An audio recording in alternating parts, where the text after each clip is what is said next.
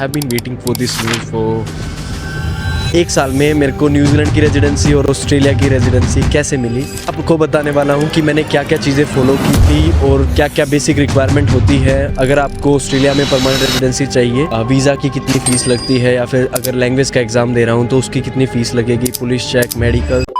Hi guys, my name is Gaurav Shejwan, watching me from New Zealand Wellington. तो आज की इस वीडियो को शुरुआत करने से पहले मैं आप लोगों को दिखाना चाहता हूँ थोड़ा सा वेदर। तो भाई देखो, मैं यहाँ पे वीडियो शूट करने आया था and you can see the rainbow behind me. Can you just show the beach please. So काफ़ी अच्छा मौसम है आज, थोड़ी थोड़ी बारिश हो रही थी तो मुझे लगा कि वीडियो शूट कर लेनी चाहिए। वीडियो के थंबनेल से आपको पता ही चल गया है कि आई गोट माई ऑस्ट्रेलियन PR। अभी हाल फिलहाल में मेरे पास 2 कंट्रीज़ की परमानेंट रेजिडेंसी है, न्यूजीलैंड की भी और ऑस्ट्रेलिया की भी। तो आज की इस वीडियो में मैं आप लोगों को बताऊंगा कि कैसे मेरे को ऑस्ट्रेलिया में परमानेंट रेजिडेंसी मिली and what are the things, कौन कौन सी स्किल्स होनी चाहिए, क्या रिक्वायरमेंट्स होती है, वीज़ा की कितनी फ़ीस लगती है, या फिर अगर लैंग्वेज का एग्ज़ाम दे रहा हूँ तो उसकी कितनी फ़ीस लगेगी। तो डोंट मिस एनी स्टेप, क्योंकि इस वीडियो को देखने के बाद आपका एक रोड मैप बन जाएगा and you can follow that. तो मेरी जर्नी के साथ साथ आप खुद से कोरिलेट कर सकते हो कि आप लोग भी अगर सेम पाथवे फॉलो करना चाहते हो तो कौन कौन से स्टेप आपको फॉलो करने पड़ेंगे। तो हमेशा की तरह बिना किसी बकवास के to the point and let's start with this video. मुझे जो परमानेंट रेजिडेंसी मिली है that is under visa sub class 186। तो भाई न्यूजीलैंड में जब मैं काम कर रहा था तो मैं बीच में, मेरे को पता नहीं क्या हुआ, सचिन भाई हमारे हैं ऑस्ट्रेलिया वाले, आपने मेरी वीडियोज़ में देखा भी होगा। सचिन भाई से मेरी ऐसी किसी दिन बात हो रही थी and he was telling me about the Australia. तो मुझे लगा कि I should also give it a try,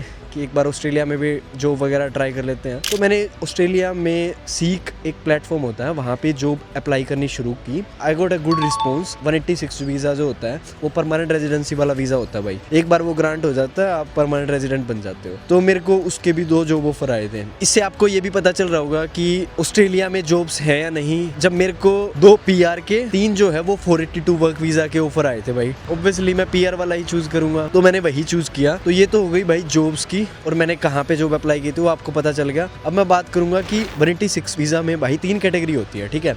एक होती है DE जिसको हम बोलते हैं डायरेक्ट एंट्री, एक होती है ट्रांजिशन स्ट्रीम, और तीसरा है भाई लेबर एग्रीमेंट पाथवे, ठीक है। तो इस वीडियो में मैंने जो पाथवे फॉलो किया था वो डायरेक्ट एंट्री वाला पाथवे फॉलो किया था। उस डायरेक्ट एंट्री वाले पाथवे में मेरे को एक एम्प्लॉयर की जरूरत पड़ी थी, जो कि रिक्वायरमेंट वहीं पे फुलफिल हो जाती है। जब वो जॉब ऑफर देते हैं ना, तो वही हमारा एम्प्लॉयर होता है। जो ट्रांजिशन पाथवे और लेबर एग्रीमेंट पाथवे है वो सेपरेट होता है, उस पर किसी और दिन मैं वीडियो बनाऊंगा। अगर मैं कॉस्ट की बात करूं तो भाई मेरी जो कॉस्ट थी वो आपको स्क्रीन पे भी दिखाई दे रही होगी। जो मैंने पे किया था वो था अप्रोक्सीमेटली 4770 ऑस्ट्रेलियन डॉलर। ये तो हो गई वीज़ा की जो फीस जो मैंने पे की है।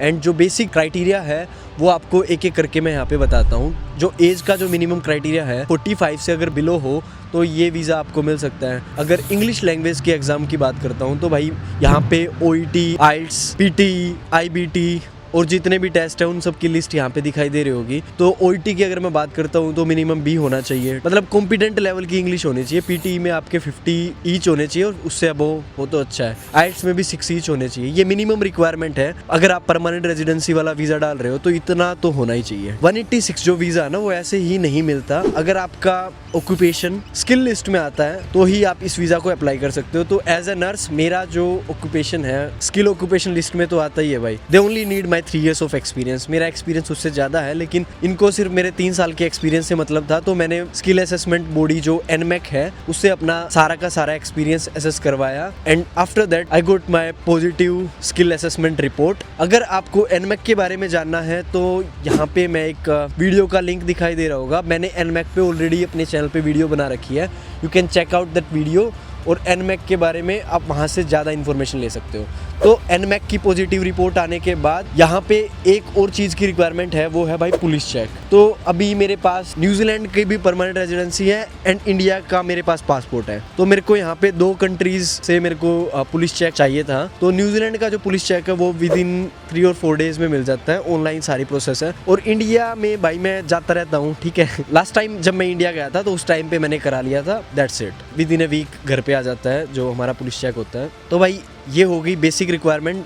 अब यहाँ पे एक मेडिकल की भी रिक्वायरमेंट होती है भाई। तो भाई मेडिकल टेस्ट में क्या करते हैं, एक आपका फुल बॉडी मेडिकल एग्जामिनेशन होता है, अलोंग विद दैट आपका एक्सरे होगा और ये आपका सीरम क्रिएटिन लेवल चेक करेंगे, EGFR चेक करेंगे, अलोंग विद दैट आपके जो वायरल मार्कर्स होते हैं लाइक HIV, हेपेटाइटिस B वगैरह, ये भी चेक करते हैं। और अगर मैं मेडिकल एग्जामिनेशन में बात करूँ तो बेसिक मेडिकल एग्जामिनेशन होता है, हेड टू टो असेसमेंट करते हैं और आपकी आइज़ को चेक करते हैं। अगर कोई दिक्कत है तो भाई वो उसमें मेंशन करके भेज देते हैं। एज ए नर्स हम पहले ही इंडिया से जब न्यूजीलैंड आते हैं, या फिर अगर मैं न्यूजीलैंड आया था तो मेरा ऑलरेडी वहाँ पे भी हो चुका था, लेकिन ऑस्ट्रेलिया के लिए सेपरेट मेडिकल एग्जामिनेशन होता है, वो भी similar kind of medical examination है। तो भाई मेडिकल एग्जामिनेशन होने के बाद जो मेरा वीज़ा था वो लॉन्च हो गया था and I got my permanent residency recently. अगर आपको इस पूरी प्रोसेस में कोई भी इंफॉर्मेशन चाहिए, अगर आप चाहते हो कि आपको कोई हेल्प चाहिए, I am more than happy to explain you personally. अगर आप मेरे से पर्सनली कनेक्ट करना चाहते हो तो आपको यहाँ पे मेरा इंस्टाग्राम का हैंडल भी दिखाई दे रहा होगा,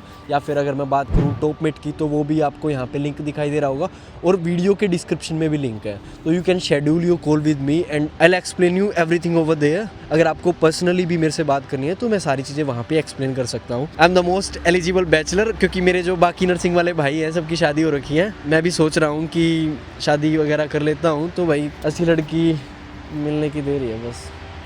चलो छोड़ दो।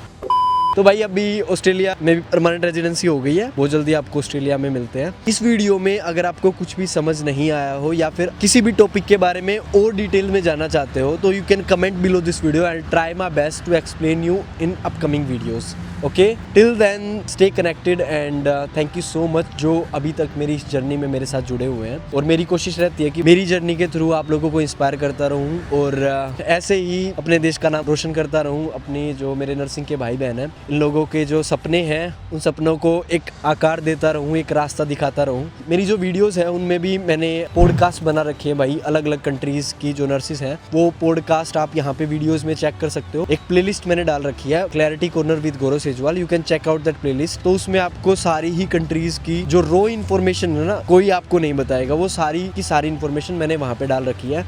तो don't forget to check those videos also and thank you so much. धन्यवाद।